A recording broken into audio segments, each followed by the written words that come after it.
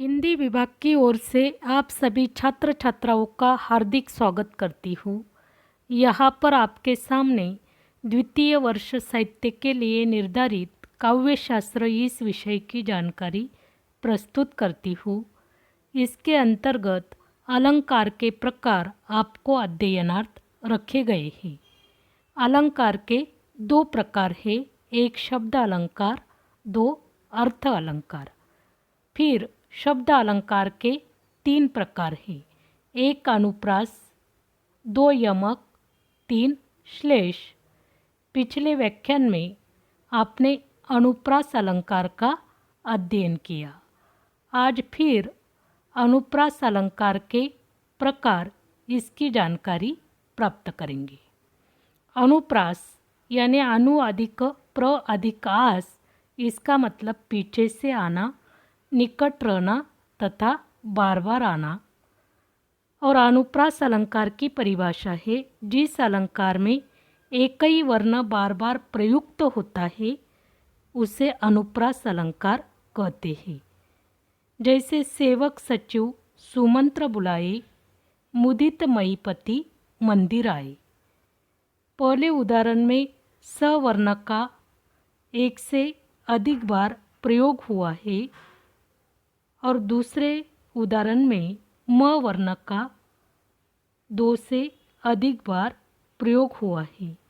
तो इस तरह एक ही वर्ण बार बार प्रयुक्त होता है उसे अनुप्रास अलंकार कहा जाता है।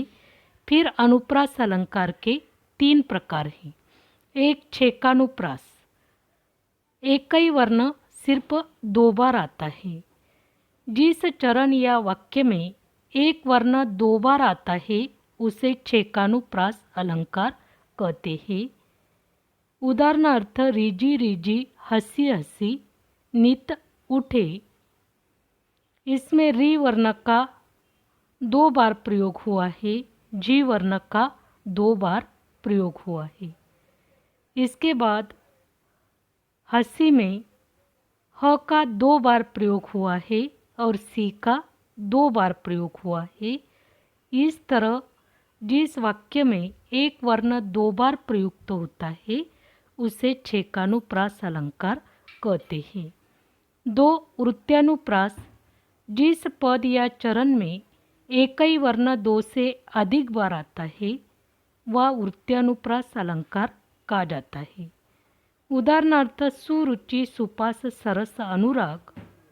इस उदाहरण में सवर्ण का प्रयोग दो से अधिक बार हुआ है, यानी एक ही वर्ण दो से अधिक बार प्रयुक्त हुआ है, इसलिए इसे वृत्यानुप्रास अलंकार कहा जाता है। और तीसरा प्रकार है लाटानुप्रास। यह शब्द की आवृत्ति होती है, एक ही शब्द दो बार प्रयुक्त होता है और अर्थ बदलता नहीं, उसे लाटानुप्रास अलंकार कहा जाता है। उदाहरणार्थ वही मनुष्य है जो मनुष्य के लिए मरे। इस उदाहरण में मनुष्य शब्द का प्रयोग दो बार हुआ है। इस तरह अनुप्रास अलंकार के तीन प्रकारों का आपने अध्ययन किया। इसके बाद शब्द अलंकार का दूसरा प्रकार यमक। जिस पद या कविता में एक ही शब्द की आवृत्ति भिन्न शब्द में होती है वह यमक अलंकार होता है।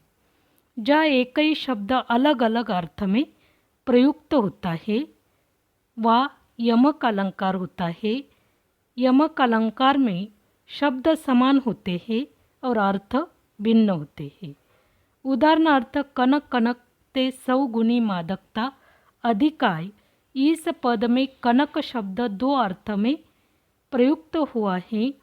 पहला अर्थ सुवर्ण, दूसरा अर्थ धतूरा।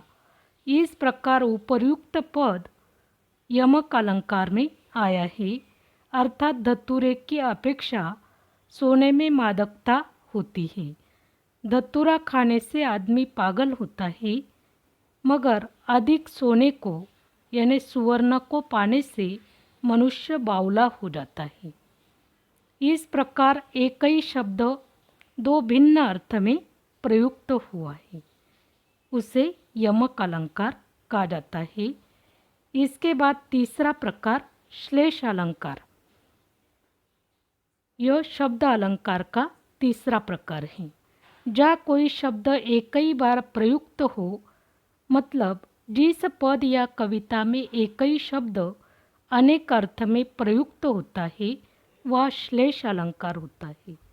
उदाहरणार्थ, पानी गए न उभरे मोती मानुस चून। वह पानी के 3 अर्थ हैं: कांति, आत्मसम्मान और जल। अतः श्लेष अलंकार में पानी शब्द एक ही बार प्रयुक्त हुआ, लेकिन उसके 3 अर्थ बने हैं। इस तरह जहाँ कोई शब्द एक ही बार प्रयुक्त होता है, लेकिन उसके अनेक अर्थ होते हैं, अनेक अर्थों के कथन को श्लेष कहा जाता है। इस तरह आपने शब्द अलंकार के 3 प्रकारों का अध्ययन किया: 1 अनुप्रास, 2 यमक और 3 श्लेष। आगे हम अर्थ अलंकार के बारे में जानकारी प्राप्त करेंगे। धन्यवाद।